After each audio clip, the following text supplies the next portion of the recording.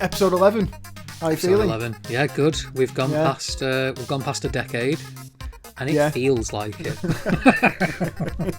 Antagonists and villains, or villains, depending on how you feel about it. So I'm going to read some dictionary definitions. So an antagonist, a person who actively opposes or being the important word I feel here, or is hostile to someone or something, an adversary. And I take from that means you're not necessarily a villain. And being an antagonist doesn't actually say anything specifically about your personality. Antagonist, the way I am with Charlie on a podcast, that he's got to find the episode within whatever. Not always, but I feel like you've definitely adopted this persona in the last couple of pods. A villain, a character whose evil actions or motives are important to the plot. I was well expecting something a lot longer than that when I actually Googled villain to see. Other search engines are also available. They're not as good though. I've tried them. So how do you feel about antagonists and villains and their place within stories? Yeah. I mean, they're needed. whether that's an antagonist as a character, which is basically what we're going to talk about today, and for the most part I think leaning towards villains, although there's a couple of grey areas. The majority of, you could argue for all compelling stories, you need an antagonistic force, even if that's just something that the character, that the hero or the protagonist is struggling with. And it could even be a decision they've got to make is the antagonist. And it could be that every character they interact with, even if they're traditionally good or not villainous, that they are playing into the difficulty of that. I think this is one of those things that we definitely sync up with when it comes to our feelings towards villains and antagonists. I've said, and we've both said in the past, about how important a strong world-building element to any story is. And I think that is exactly the same when it comes to my views on your villain, your antagonist. Like, the person that your hero is against or got to overcome, the stronger and more powerful and more defined and how realistic or understanding of their motivations an audience can be, the bigger the struggle or the greater the mountain that the hero has to ascend or overcome. A good villain and antagonist will result in a much better hero. Yeah. And story overall, it's definitely that the thing that our hero or the point of our story has to overcome. Oh, not even just the character. Sometimes it might be just the quest itself. It's made all the stronger by a good villain or antagonist. Before we continue, I'm rocking the appropriate mug. I'm probably out of focus now for the rest of the podcast, but it was worth it just to show the cup. So am I. Dinosaurs on skateboards, because nothing says villain like a skateboarding dinosaur, right? This definitely looks like we're being sponsored by like a cup company now. Yeah, it's really niche. They basically do Disney princess villains and skateboarding creatures, especially dinosaurs. Tons of that in their range. Yeah, there's actually a random flying dinosaur on here that's nothing to do with the skateboarding. Like, what's he doing? Oh, that's pterodactyl. Right, so if I was to say a particular like film, TV, cartoons, games, or anything like that, and when it comes to villains and antagonists, does any of them stick out? The Joker, because I mean it's in the zeitgeist. It's a pop culture character. Everybody knows. For me in particular, Mark Hamill's portrayal across animated series, animated films, and the video games especially, not only cements. I mean, Mark Hamill is just great as the Joker, and Batman is one of my favourite characters, my favourite protagonists out there in all of literature, and again, be it across films, games, TV, books, comics, it's all available. But there's definitely a school of thought of, but look at his rogues gallery. That's one of the things that makes him so compelling. And it's going to sound pretentious, but it's almost like the city of Gotham responds to his brand of justice and his brand of heroism by producing all these really theatrical villains. And who's more theatrical than the Joker? Oh yeah, definitely. And I think Yeah, he's not on my list because I knew that you were going to put him on yours, so I thought it's covered. It's covered. I'm not going to use up one of my slots because Lewis has got it. We don't have the budget for too many more. Too many more, yeah. But I think as much as it's kind of he's a big hitter, the more you think about it, the more you can't not include the Joker. Even if you go, I only like the film Joker. That portrayal or whichever. There's a few at this point. Yeah.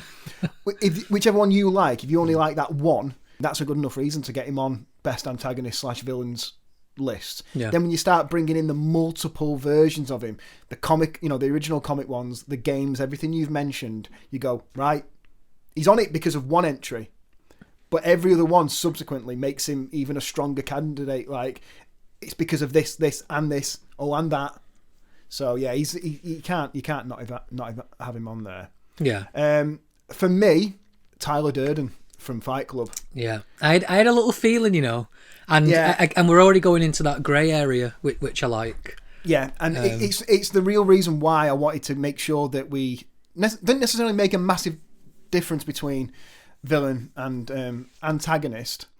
It's only because if we went with villain, I don't think Tyler suits that title of villain because he's not actually a villain. And if you know the story of Fight Club, it's an older film now, you should do. He's as much the villain as he is the hero and all that sort of stuff. But he's not an out and out villain. But he's definitely poking at our hero to keep him going. And he definitely acts villainous at certain times. And again, it's the perfect character in both a literal and metaphorical sense. Tyler Durden is a solid choice and a cool one as well. To be fair, most versions of the Joker have that same thing of charismatic villain / antagonist, where you almost, the Joker from minute one you realise they're the villain, and then Tyler Durden it becomes clearer and clearer that there's something a bit shifty going on. But you like them anyway, as messed up as that is. There's a little thing in the back of your mind that goes, they deserve a win just for being kind of cool. Yeah. I think when you're talking about the grey stuff, Tetsuo from Akira, like he is definitely the villain of the piece, or he gets to be in the villain of the piece, but it's not done out of like. There's a big difference between the manga and the film. Like the characters do change, even like who the main characters are and certain plot points. But in the movie version, he's definitely a kid who goes almost power mad with the abilities that he's got. Yeah. And everything that he does is based on the really shitty life that he's had up till that point. And I'm very much in the real world is like people, we need to start taking responsibility for our own actions. But he's definitely a massive product of everything that's happened to him.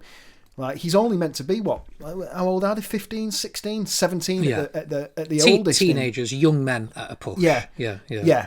And I'm not saying that we should let him, forgive him and all's well and good by the end of it, because it's really not. It doesn't end well for the character. But there is that sort of feeling really sorry for the guy as well with everything that he's gone through, and he makes people pay for it. But yeah, and that's a good example of where a character starts out as a protagonist or as a goodie, as someone we're following, and becomes the villain.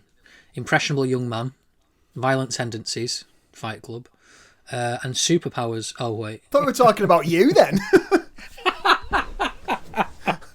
What's good about that is that it's, whether people realise it or not, at least in artistic circles, it sounds super pretentious. We're going to start giving you points or deducting points from you every episode now. Whenever you acknowledge that you're going to say something pretentious and then do it anyway, or if you passively do it. But that's one of those characters that, again, most people won't realise outside of creative circles or creators, that is actually hugely influential, and you can see almost the fingerprints of that character or the residual effects of that film and that story in so much other what is now mainstream sci-fi fantasy and even, I mean, not even just sci-fi fantasy, even just pretty generic films. There's a lot of that out there in the zeitgeist, which is cool.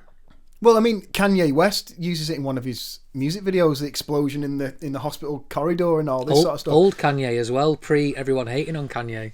Yeah.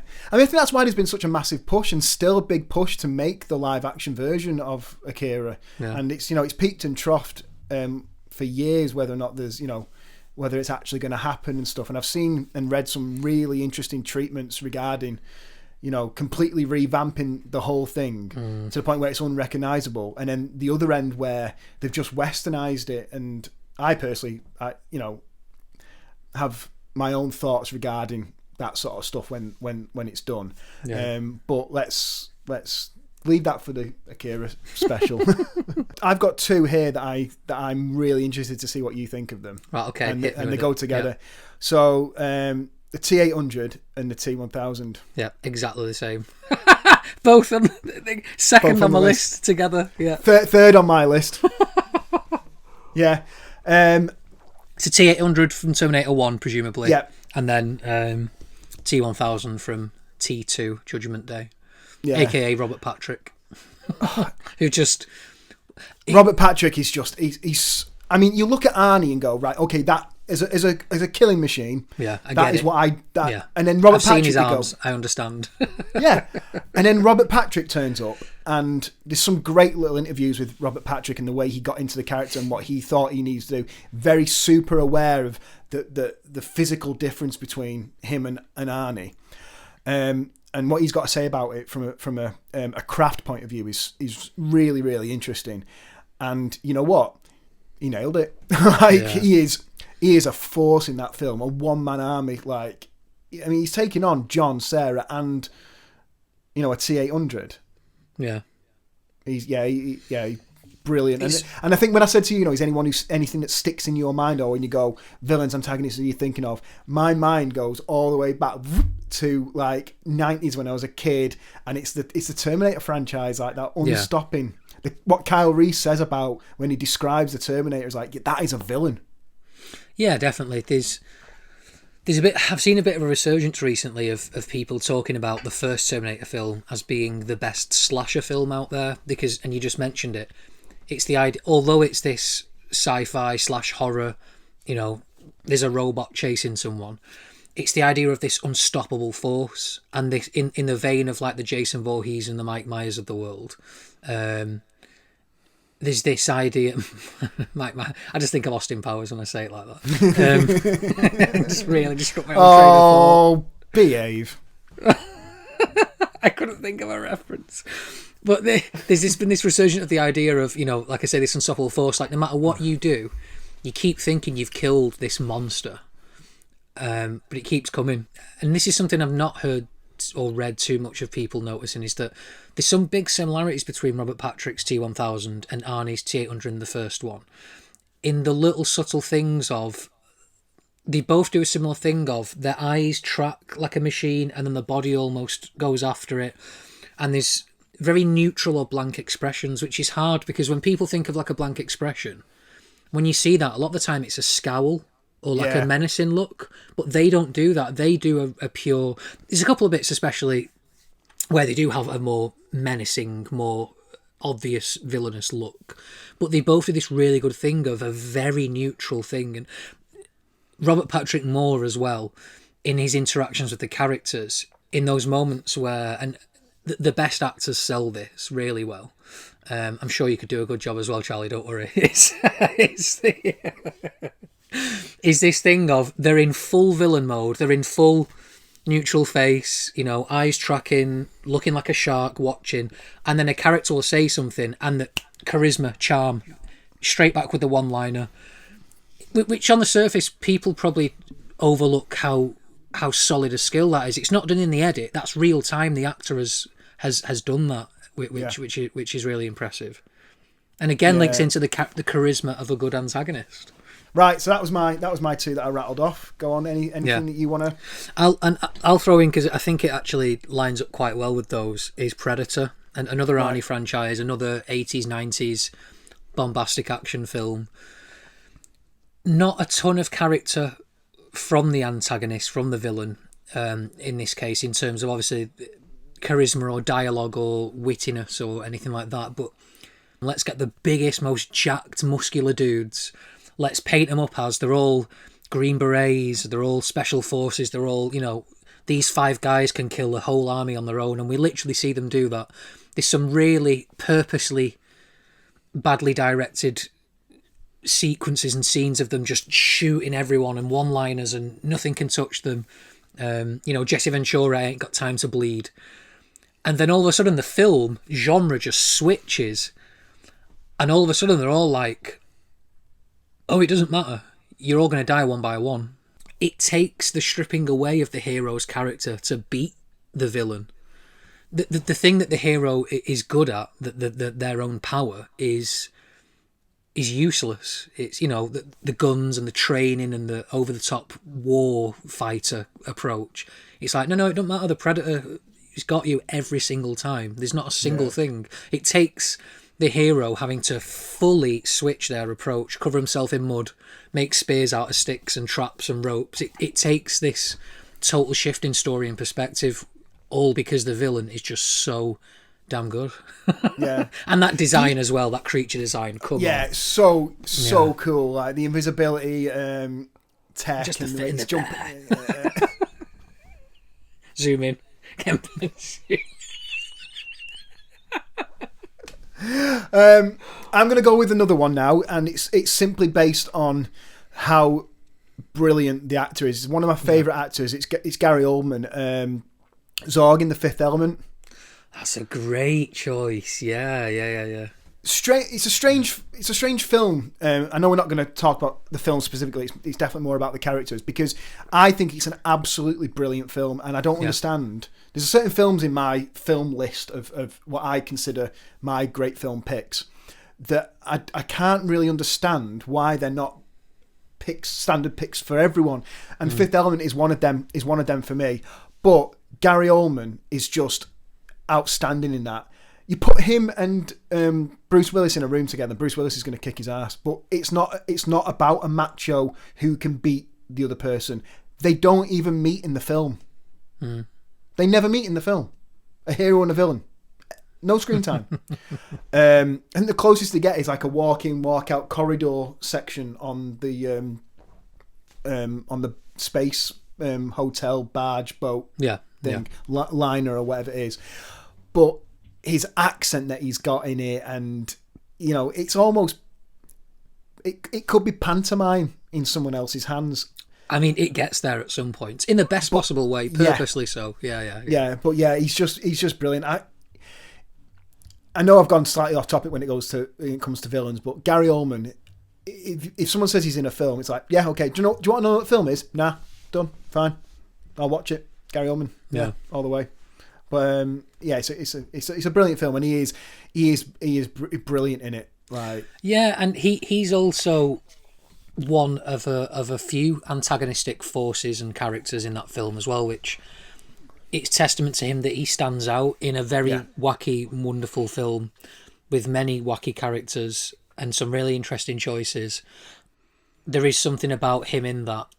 And I actually feel like he doesn't get a ton of screen time, because when I think back, I mean, I've just bought the new release of it a couple of weeks ago, of Fifth Element. They've done a new restoration. It's one of my all-time favourite films. Totally agree.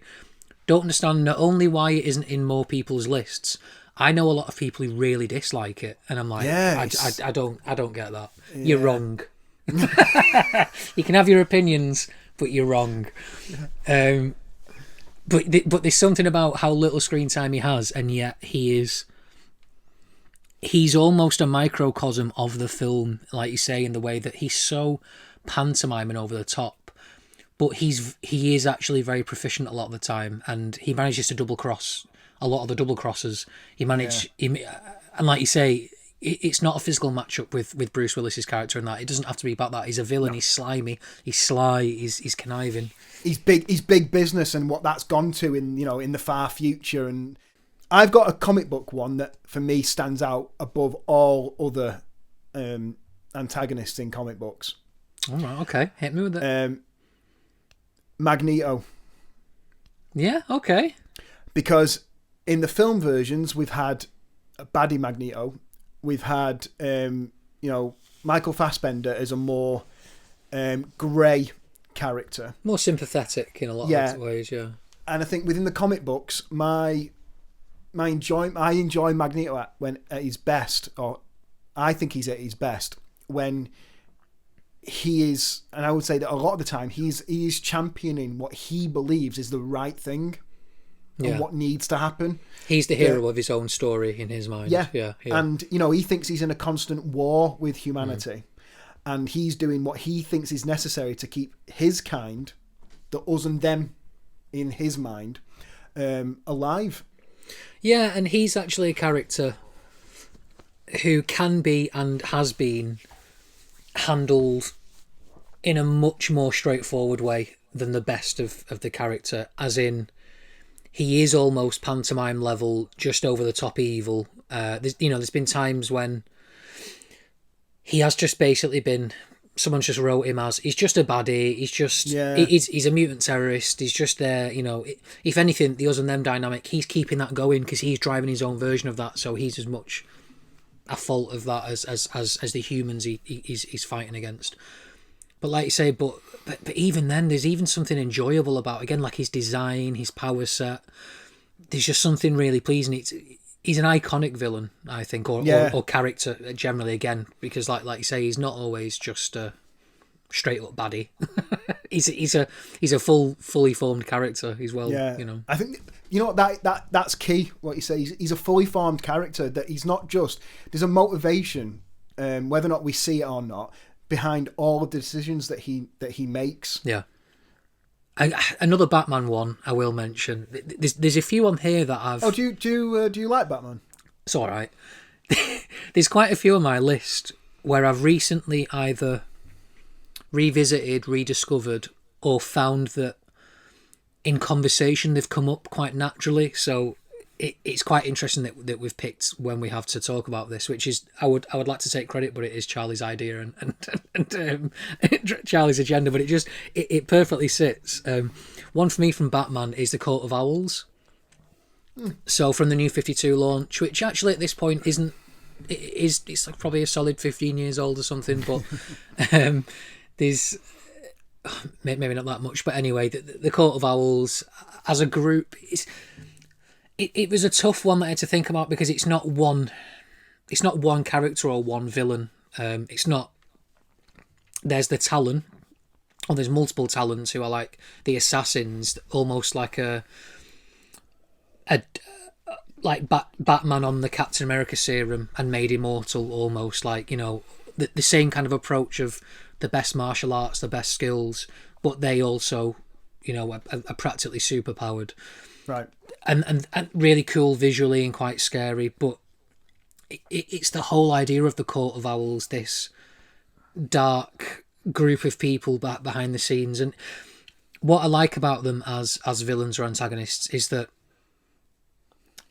in any story that you use them in, anybody who has any sort of influence and power could technically secretly be part of the Court of Owls. So you could be, as a character, interacting with villains without even knowing it. Yeah. And you could be trying to garner allies and support from other characters in the world that you don't even realise. You're basically just giving away your plan. There's not tons more to say. It's not as though there's not tons of stories out there featuring them. There's the original run from the New 52. There's been books called Talon about specific assassins, and I've just recently read the Court of Owls novelisation by Greg Pak. Yeah. Which is like an original story. Is he up there? He's in the room. He's just perched creepily in the corner. Just I've always thought this about him. He really inhabits like the world and the characters that he's designing for and writing and stuff. And like Talons in the room. I'm up here. Some people find it annoying about him, but I like it. Let's never acknowledge that there's bookshelves around me. Let's just let people believe there's just a creepy author in the corner of my room up on the ceiling.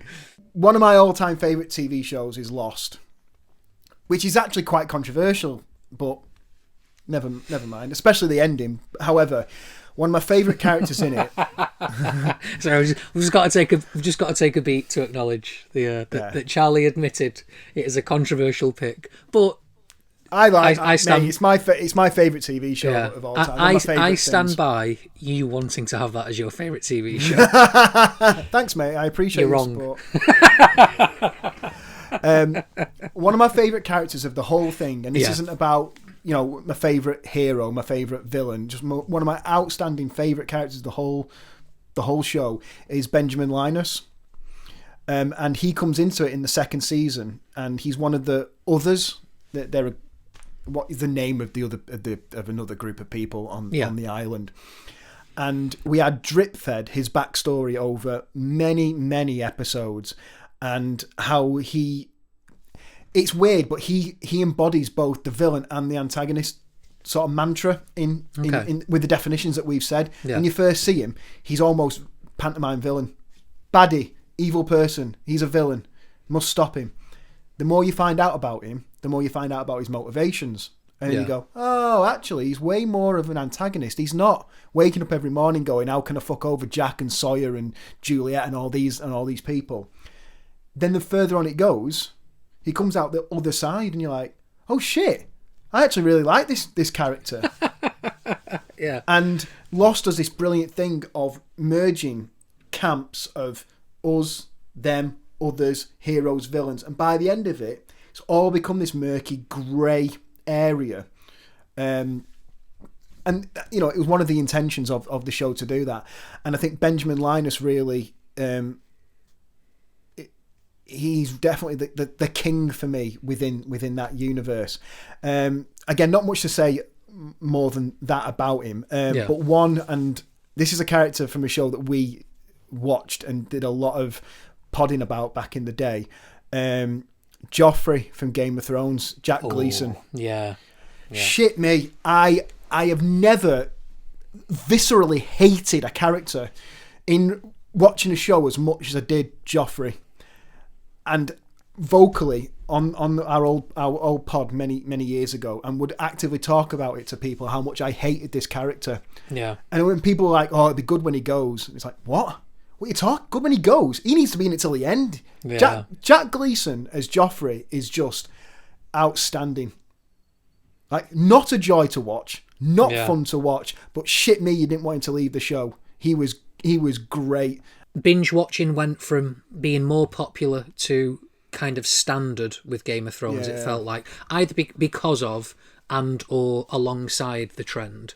This is the one now that will literally change people's approach to TV. And the fact that it was fantasy. How many people will moan about Lord of the Rings, but then you watch something like Game of Thrones and you go, it's undeniable that done well, fantasy is probably one of the more enjoyable things to watch or read, because it's that perfect balance of escapism and reality, or playing with the ideas we have about a certain time period, but also going, but there's dragons and zombies and magic and all sorts. And you could make the argument that, like, for a lot of mass consumption TV, that comedy was king. Yeah. And I think Game of Thrones really changed up, or broadened and opened up what mass audiences, big audiences on both sides of the pond, the world over, were willing, and not even necessarily willing, wanting to watch and prepared to watch if it was done well. On a business level, it's brought a lot of money back into TV.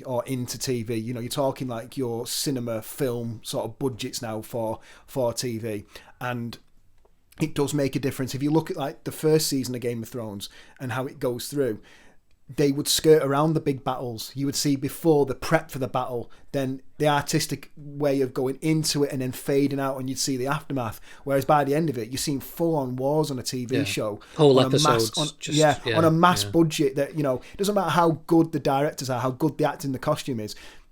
Unfortunately, at the end of the day, you need the pound, you need the bucks to get that going. And it's done that. Yeah, and I was going to say, alongside all that, Joffrey was definitely a character that helped drive that reaction.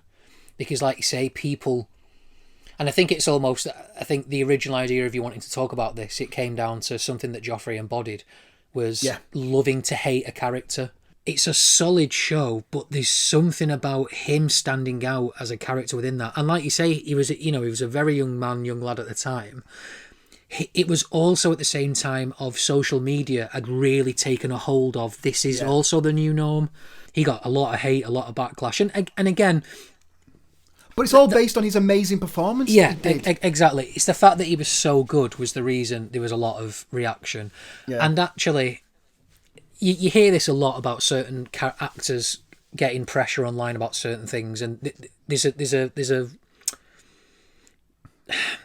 line of thinking of ignore it. It's not real. It's bots. It's just visual noise. It's tweets. It's not real people. Keyboard warriors. Yeah, exactly. And actually, is it Twitter? Is it like less than 2% of the world is actually on Twitter? But of that less than 2%, like 90% of the noise of the output is from that. It's this weird thing of this is a very loud minority of opinionated voices. Yeah. At the same time, as a very young actor in arguably his formative years and his first big role, he'd been in other stuff. He's in Batman Begins. He's in other stuff as a very small speaking part. This was like a big important role in a big important series in important years of his life, and there was a lot of reaction. But like you say, ultimately I would like to think he looks back and reflects and goes, I nailed it. He went to university after Game of Thrones, and so he went completely out of the industry. Yeah, I think I watched a thing about him, like setting up like a theatre company at uni. Possibly, I might be wrong on that, but he's gone back and slipped back into sort of normal life. But hopefully. He can look back at it and go, Jesus, I really pissed the whole world off, in a good way, in the best way, in the best way. I've got a couple of TV I want to quickly touch on because the two ends of the spectrum basically. One character who goes from being, it seems like pure evil. And by the end, there's definitely a sympathetic side, or at least you start to pity them. And the others are just straight up pantomime villains, and both in the animated world. So Princess Azula in the Avatar: Last Airbender series, for me, a great show, amazing show, one of my all-time favourites. And people who are like, I don't get it, it's a cartoon, it's for kids, blah blah. Watch that show. It is one of the best written stories in the modern landscape out there. Compare it to live action stuff, and for me it holds up. It's absolutely solid. And Azula, another kind of you love to hate, where she's so frustrating for what is meant to be, on, like I say, on the surface like a kid's show. She's really dark. There's some really moments of pure evil from her.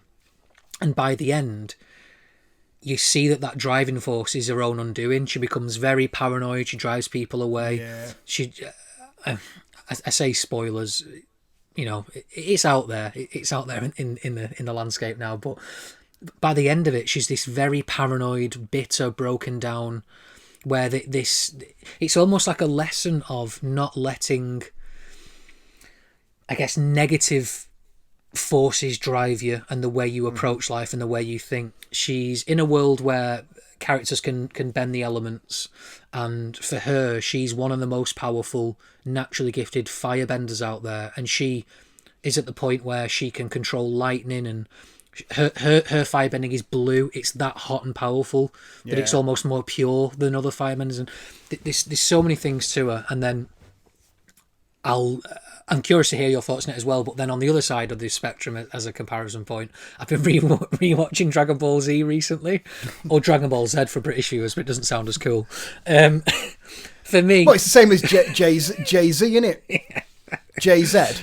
Oh, it doesn't have quite that same appeal. Yeah. Frieza and Cell are two of the more iconic villains from the Dragon Ball series. Definitely, for my formative years growing up, they were two of the big villains, and not even antagonists, villains of the show.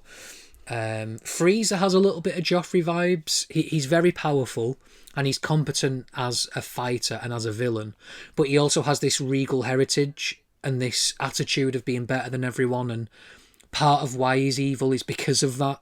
He's because of this sociopathic thing of, it doesn't matter if people die and people get hurt, because, I mean, they're not royal blood, they're not me, and there's this real dark side. Another one I have to mention is Cell, because I remember being genuinely unnerved by this character, who is essentially an android or a cyborg or a combination of machinery and flesh. But he's essentially grown from being built, and he's this parasitic monster-looking creature with a tail with a spike on it. And another one that is technically a kid's show. There's whole episodes where the heroes can't get to him because he can mask his power level and basically teleport to different places. No one can catch him. And if they did catch him, he's more powerful than them anyway. He decimates whole cities where he absorbs people for their energy, and he'll literally stab his tail into them.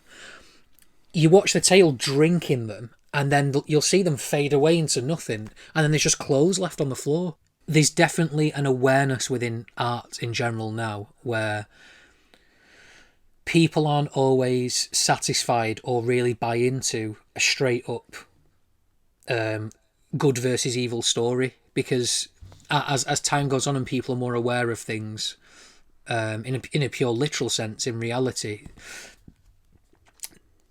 basically we all know that there's a certain grey rather than black and white thing, you know. The idea of like terrorist versus freedom fighter, just on the phrase you use, totally positions things in a different way. Yeah. Another one that there's maybe not a ton of depth there without doing some research and some digging, but I don't know how familiar are you, Charlie, with the Dynasty Warriors series? Not particularly. I know of it, but...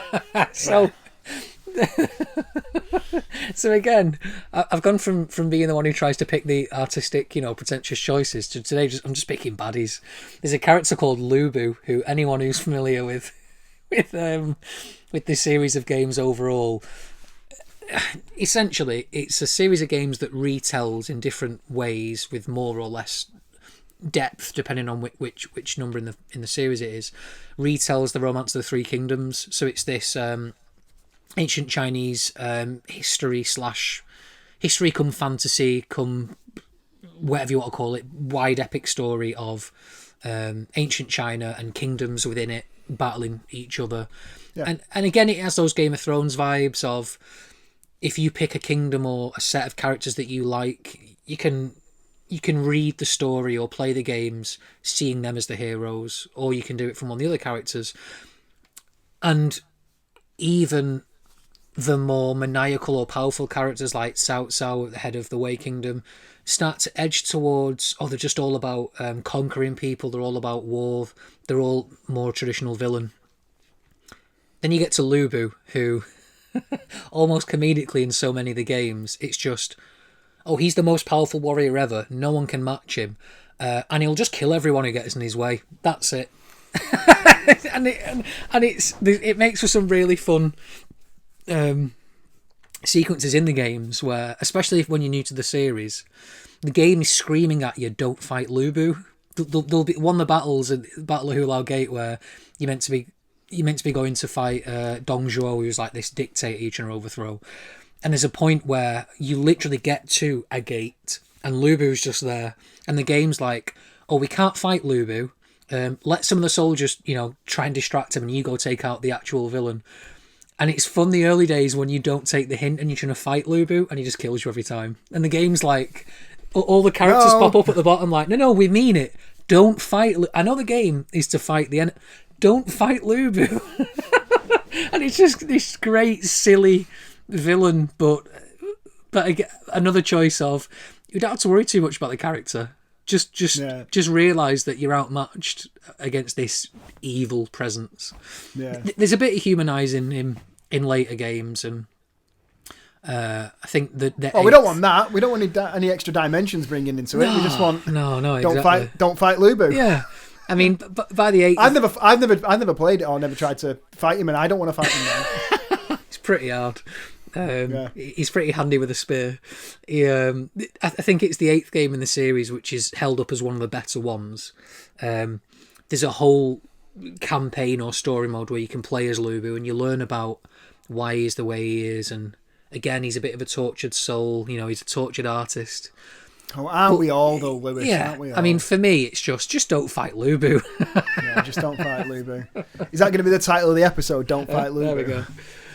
I've got a few game ones. Two of them I just rattle off. Basically, from when I was a kid. Yeah. Bowser from Mario. Like, he is just a baddie. Yeah. Like, but I think he's great, and I remember so many times in my sort of childhood just always being up against Bowser in some way. And Pyramid Head from Silent Hill. Yeah. Purely based on how he looked. There's things out there that he was in the first game and it made sense that he was in the first game, and then based solely on how he looked, he then got roped into unnecessarily or not. There's no law reason why he would be in the second game and stuff like that, but just because he looks so scary and shit, yeah, he does. But my biggest game one would be Sephiroth from Final Fantasy VII. Yeah. Looks cool, I think. But again, he's doing evil things, but you know what? In his mind, he's got reasons to do it. Yeah. Another case of he's the story. He's the story. He's the hero of his own story. Yeah. And everyone else is just getting in his way. Yeah. But then he has got that bit of, based on his skill set and his abilities and powers and stuff like that, he has got a little bit of that sort of privilege that he believes that he should be, more powerful, more influential and in charge and stuff like that. So there is, he's a multifaceted character, which I think should make a character stronger and and more believable. Yeah, definitely. So Sephiroth was. I mean, I love Final Fantasy VII. Anyway, it was the first of the Final Fantasy games that I played. And it was great. I think I could be wrong about this, because the Final Fantasy series overall is one that I've never personally been as into as I know some people are. I mean, it's the Lord of the Rings of, fantasy Asian gaming, basically, of RPG, JRPGs. It's kind of the series, and I know that they don't all link to each other. A couple of them are sequels or do have shared universes or characters, but it's more very limited. Yeah, it's more the style or the idea of this type of game that links them. Yeah. But I feel like that's one of those games that kind of broke into the mainstream a bit more than the others, that I think a lot more people are aware of and have played outside of those who've been with it since day one and are always there. Well, I remember it being in magazines and stuff like that, and people like mates who weren't into games and stuff and talking about how cool the character designs were and stuff. So it definitely did. It definitely broke out. Any honourable mentions that you want to throw in there? Yeah, I've got quite a few on my list. One I'll throw in while we're on games is Ganon or Ganondorf or the many versions. Within the Zelda Ocarina series. of Time. He's a big shitbag in that, isn't he? Legend of Zelda, big shitbag. And another one where there's depth there for those who are into it. There's a little bit of lore you can dig into with the series, but in terms of just character design, used in multiple different games, there's different versions of the same character. Some of them are literally that first Ganon, or whatever you want to call him, transformed or with different powers, and some of them are just it's a different universe, it's a different thing, whatever, it's a reimagining, but kind of iconic for people who are into games. And again, kind of JRPGs or just generally adventure games, that's one of those that's up there with, even if you're not into Zelda or you might not know Ganon by name as a character, I think you'd recognise the image, and especially Majora's Mask and Ocarina of Time, that the villain from those. I've got one that we talked about before we started recording, a shared one that we love. Yeah. And I was waiting till right at the end to bring him in, and it's Deacon Frost. Yes. From the first Blade movie. Yeah. He just looks cool as fuck. And I remember watching it as a kid being like, why am I wanting him to to win. Yeah. Charisma, again, it's that thing of the charismatic villain where there's a part of us that wants them to have some sort of win, even when, like, him... I mean, on a surface level, he is just like, evil vampire villain.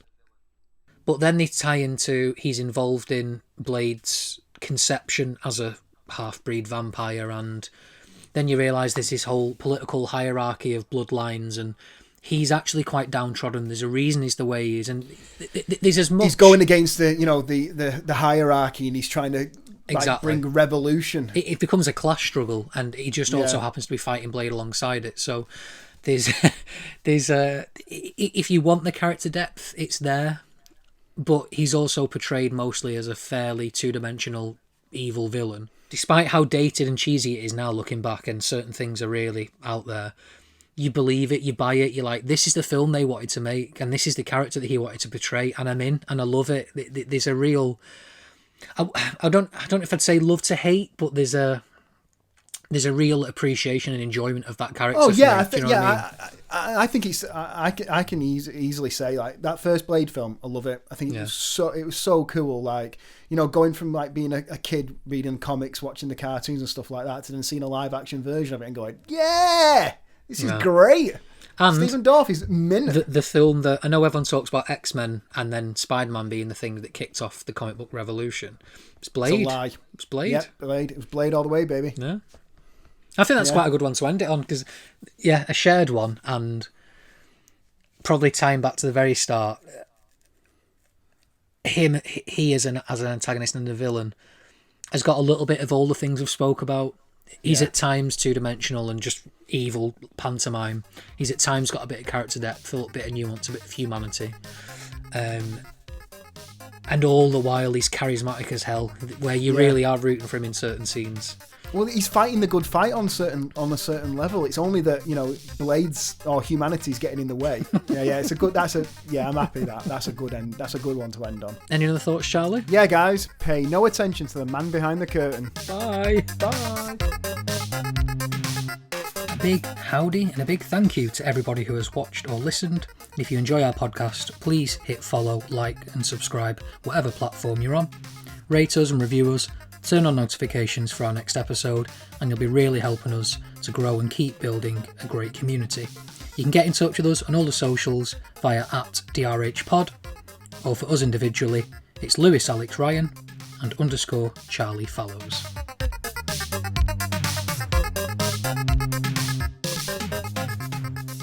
It's like a library of shame photos. I was well expecting something a lot longer than that.